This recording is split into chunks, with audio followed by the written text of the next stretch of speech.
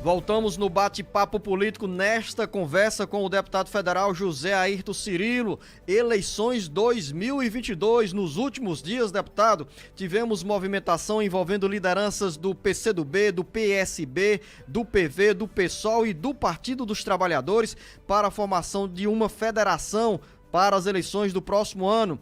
Essa federação vai vingar, deputado federal José Ayrton Cirilo?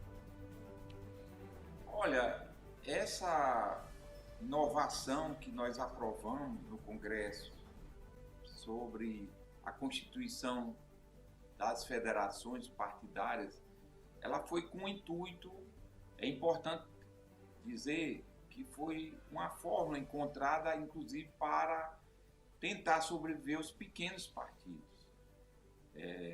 No entanto, essa situação ela está se ampliando e hoje há uma reivindicação de formação de federação, inclusive com o PT, a pedido do PSB, do PCdoB, do PV, né, para formar uma federação com o Partido dos Trabalhadores. Esse é um tema ainda que suscita muitas dúvidas.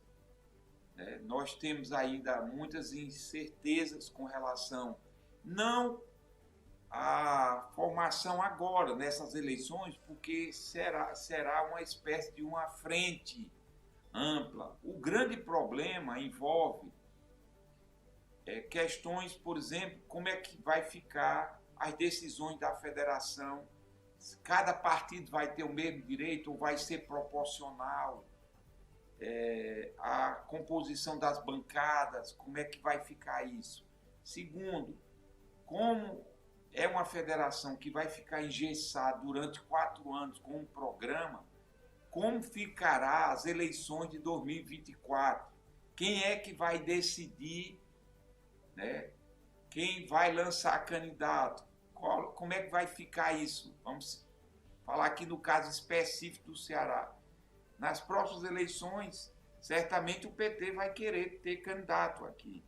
Só que essa federação formada pelo PSB, pelo PCdoB, PV e poderá até vir a ter o PSOL, como é que vai ficar nas eleições? Se comenta, inclusive, até uma possível desistência aí do Ciro, o PDT vir formar. Como é que ficará isso? Então, há muitas dúvidas com relação a essa questão das federações. E no caso específico do PT, esse debate foi iniciado recentemente, de forma a iniciar um diálogo com os outros partidos, mas efetivamente essa decisão ainda vai ser amadurecida, não só pelas instâncias estaduais, cada instância vai debater, discutir, qual é a implicação que isso vai ter em cada unidade da federação, onde é que cada unidade, cada estado do PT ganha ou perde mais, como ficará, os passos futuros. Então, essa decisão dentro do PT, no momento, nós tivemos essa discussão inicial, ela sofre muita resistência internamente, porque, como eu falei, a federação ela foi feita com o intuito de unificar ou pelo menos ajudar os partidos menores, no entanto está vindo para os grandes partidos. Como é que isso ficará? Então vai ser um debate bem acalorado e a direção nacional do PT no próximo ano vai decidir qual é de fato a decisão que o partido tomará. Em princípio, politicamente, é até positivo, porque é uma espécie de uma frente de oposição ampla. Mas tem os interesses interpartidários que aí gera conflitos e que não são fáceis de se equacionar. Mas, deputado, vamos amadurecer, eu acho que vai ser uma experiência inovadora que nós vamos ter no Brasil.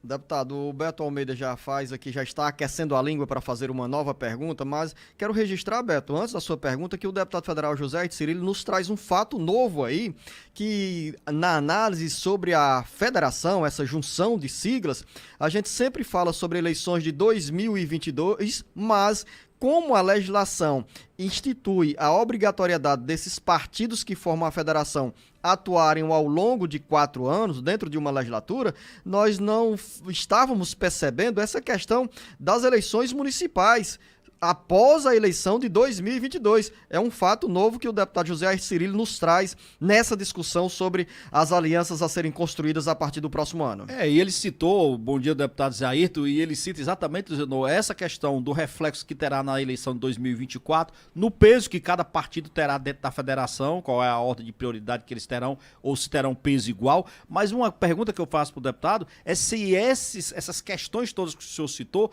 é uma coisa para ser decidida apenas entre os partidos, ou me parece que o próprio TSE, Tribunal Superior Eleitoral, ainda vai definir também uma resolução esmiuçando melhor essa questão da federação, não é? O TSE, né, solicitou a cada partido que apresentasse uma proposta de sugestão para que o TSE baixasse uma resolução. E esse debate ele está ocorrendo. O TSE baixou agora, recentemente, uma resolução nesse sentido, com relação à constituição das federações. Mas, como eu falei, há mais dúvida, né, há mais incerteza do que certeza com relação a esse tema, porque é algo novo, é diferente das coligações, é diferente, digamos, do que existe em outros países, por exemplo, a constituição de uma frente de esquerda, como tem, por exemplo, na Alemanha, como tem no Chile, agora ou no Uruguai, porque essas composições de coalizão eleitoral, elas são momentâneas, como são as coligações. Essa federação, ela é uma espécie, ela tem um CNPJ próprio, ela tem uma durabilidade de 4 anos, tem um programa e tem essas implicações, como será a decisão da cúpula, né? Cada partido vai estar representado, mas como é que ficará? Cada partido terá o mesmo direito ou será proporcional à força de cada partido? Essa federação, ela vai engessar uma espécie de verticalização em cada estado, ela vai permitir, mesmo com a federação, a coligação de partidos que venham se agregar, mesmo sem estar na federação. Como é que isso vai ocorrer em cada estado? E o mais, digamos assim, as dúvidas são as eleições, como eu falei, de 2024. Como é que ficará essa composição para a decisão das pré-candidaturas em 2024? Então, são muitas dúvidas que realmente a gente vai ter que amadurecer e o TSE vai ter que regulamentar. E para finalizar a nossa conversa aqui, deputado José Ayrton Cirillo, a última pergunta do jornalista Beto Almeida. Então, eu queria voltar um pouco para essa questão do cenário eleitoral de 2022, deputado. Eu me lembro que lá no começo ali, no mês de outubro, final de setembro, o senhor e a também deputada federal petista Luiziane Lins tinham firme o discurso de uma candidatura própria do PT ao governo do estado nas eleições de 2022. Claro, de lá para cá esse cenário já se alterou, muitas coisas aconteceram. Hoje a própria candidatura de Ciro Gomes, por exemplo, é algo que já é possível de ser revista. Eu quero saber o seguinte, como é que o cenário está hoje na sua cabeça? O senhor ainda continua achando que é realmente possível uma candidatura própria do PT? Ou essa aliança hoje, PT-PDT, ela está cada vez mais forte e se consolida para o ano que vem? Olha, eu defendo a ideia, e a deputada Luiziane Lins, nós, como parlamentares, temos uma firme convicção, não só nós, mas outros grupos, outras forças. Inclusive foi apresentado o documento ao nosso presidente estadual, Antônio Filho Conin, para que o PT iniciasse esse debate. Está programado a primeira discussão do Diretório Estadual no dia 29 de janeiro, vai ser o início oficialmente dessa grande discussão, desse grande debate. E eu, particularmente, falo aqui em nome da Luiziane, defendemos a tese de que mais do que nunca é imprescindível, é fundamental a necessidade do PT ter um palanque leal para o presidente Lula aqui no Ceará e, sobretudo, nós construímos um projeto com um programa alinhado com um projeto nacional, porque nós entendemos que aqui no Ceará, e as pesquisas indicam que o Camilo tem tido um grande desempenho como governador do estado, e isso nos ajuda ainda mais, nos fortalece ainda mais a nossa convicção de que nós precisamos continuar um projeto que avance nas conquistas aqui do Ceará, na educação, na saúde, na moradia, na geração de emprego e renda, na segurança pública, na cultura, no lazer e no esporte.